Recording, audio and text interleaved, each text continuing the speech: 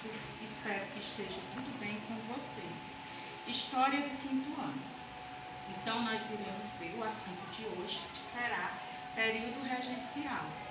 Então, dentro do período regencial, o que foi destinado a esse período.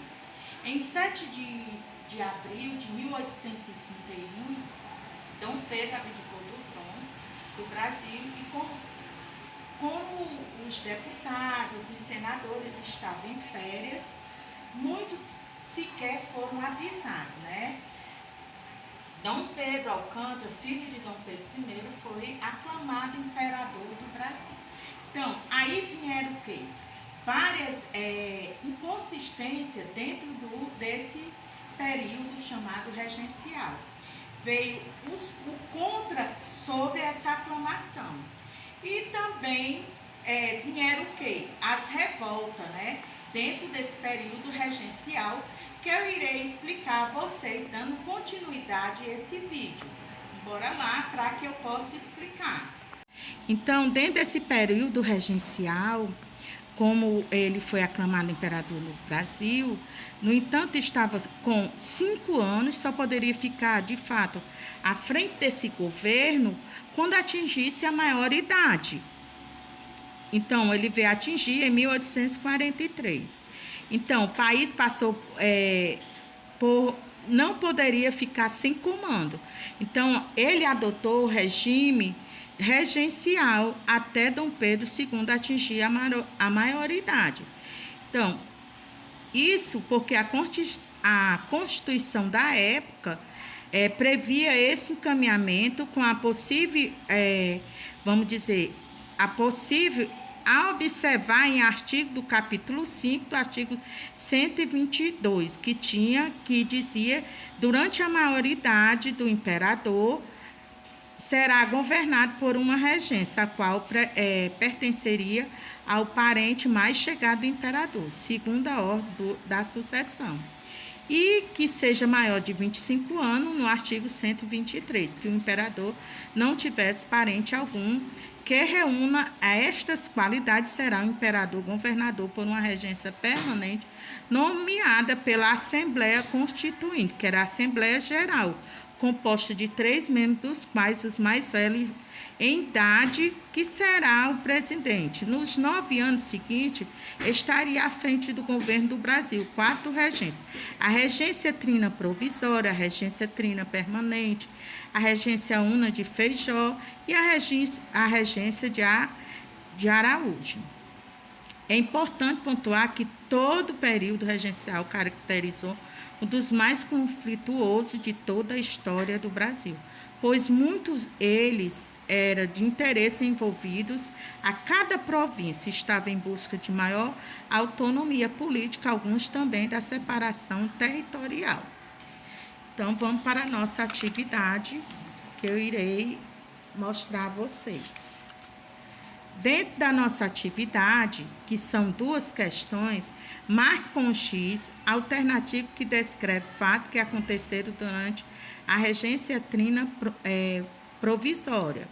A regência foi eleita com parte do parlamentar, ficou à frente das decisões por todo o período regencial e foi composta por luzes brasileiros. Era a primeira vez que o governo estava sendo exercido por brasileiro.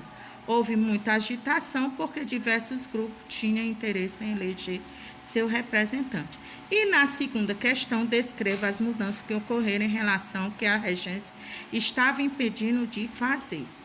E vai o mais, porque só temos 2 questões nesse período regencial, uma atividade para vocês, que é um questionário, mais essa atividade. Então, vamos aqui para a gente ver a atividade da semana passada. Primeira questão da correção que eu mandei para casa no caderno. Então, vamos completar. Observe o quadro, as palavras relativas ao primeiro reinado e complete as frases. A. Denominando de primeiro reinado a frase da história do Brasil que vai da proclamação da independência até a abdicação de Dom Pedro. B. Dom Pedro é o proclamador da independência, primeiro imperador do Brasil. C. A proclamação da independência em 7 de setembro de 1822 não resolveu o definitivo problema da independência do Brasil. D. Para afirmar sua autoridade, todo o Brasil, Dom Pedro teve que enviar para as províncias rebeldes forças da terra e mar que entrarem em combate com os revoltosos. Os jornais liberais Tamoios e Sentinela publicaram artigo contra os portugueses. Então, na segunda questão, nós iremos também, responda o que se pede.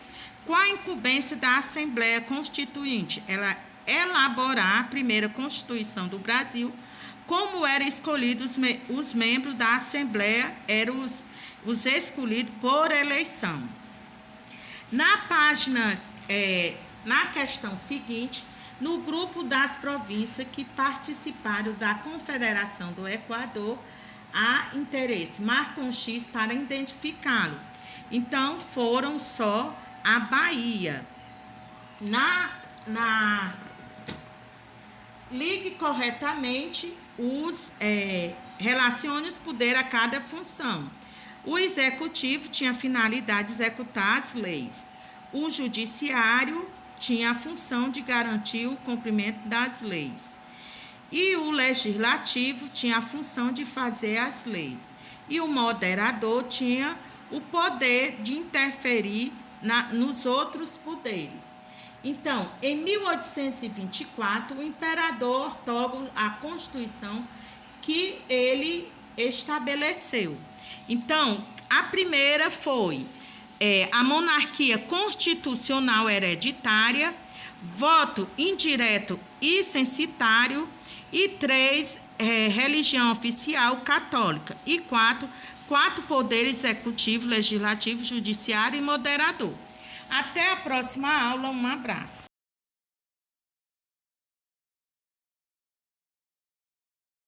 Olá, crianças, espero que esteja tudo bem com vocês. Português do 5º ano. Então, nós iremos fazer o estudo da escrita. Então, o uso de meio e meia. Então, quando a palavra meio for empregada no sentido de um pouco ou mais ou menos, ela não varia.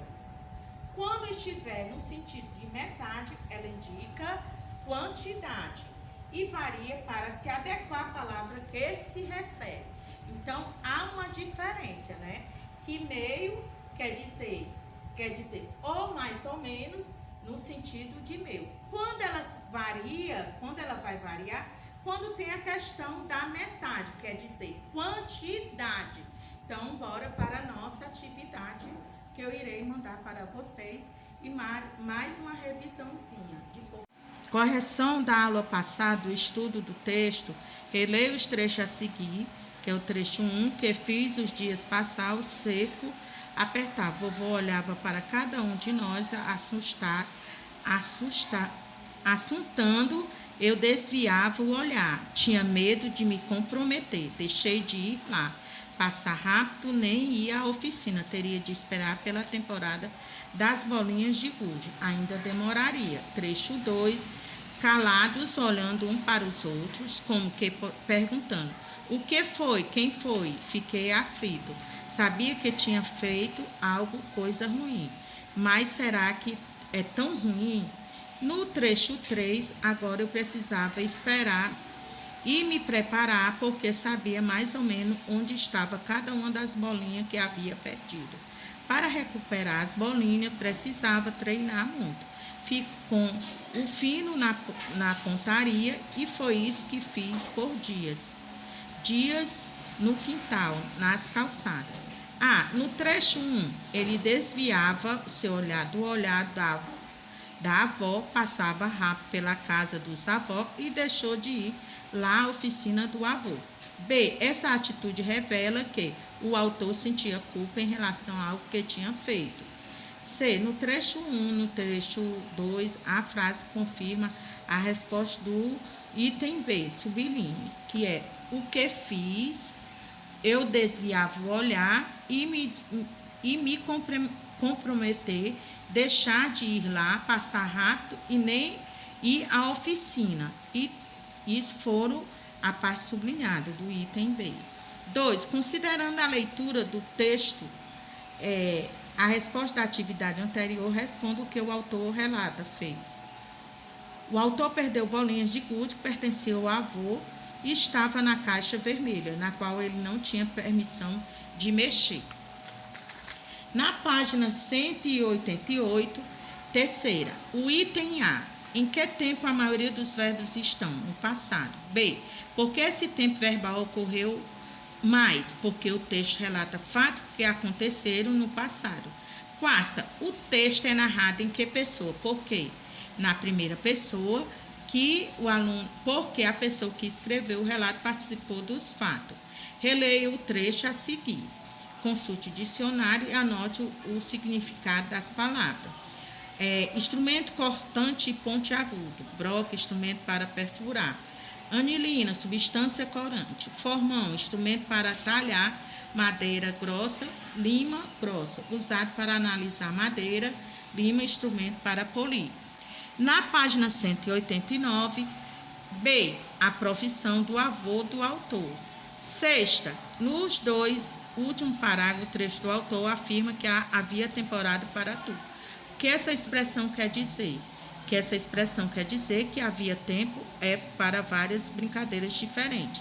E na B, copie do texto as brincadeiras para as quais havia temporada. Empinar papagaio ou pipa, brincar de esconde-esconde, meia-noite, caça ao besouro, caça às Marias fedida, peão, roda-pneu, andar de carrinho de rolimão, fazer corrida de patinete, catar içar bundudo, jogar tampinha de cerveja, vender dobraduras de papel e fazer concurso de adivinha, encher álbum de figurinha e jogar bolinhas de gude. Na sétima questão, teria que completar o relato. O relato de memória, Os Olhos Cegos do Cavalo Louco, foi escrito por Ignácio de Loyola Brandão. Nesse livro, o autor relata um episódio real que ele vivenciou. O texto foi escolhido na primeira pessoa do discurso no tempo passado. Até a próxima aula, um abraço. Então, dentro da nossa atividade de hoje, tem um cartoon ao lado, né, que vocês irão ler. A mulher chega ao restaurante e diz: está meio nervosa. Você concorda com a afirmação dela? Explique. B. Além da fala da mulher, o que revela que ela está nervosa? C. Porque o homem oferece meia xícara de chá de camomila à mulher. 2. Releia as falas dos balões e faça o que se pede. A. Reescreva a fala do homem trocando a palavra xícara por copo. Faça as modificações necessárias.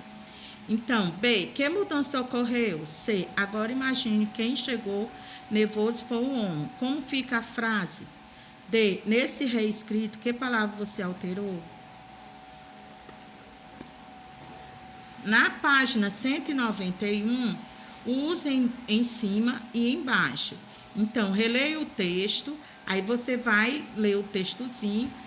Por parte, embaixo da bancada de trabalho, nas paredes da mercearia havia prateleiras que ameaçavam cair, cheias de caixas de todos os tamanhos. O que é que significa que as prateleiras ameaçavam cair? B. Escolha a opção que esclarece o sentido da palavra destacada. C. Escreva o trecho usando uma das expressões quando para indicar as prateleiras está na parte superior da bancada, em cima, por baixo ou de lado.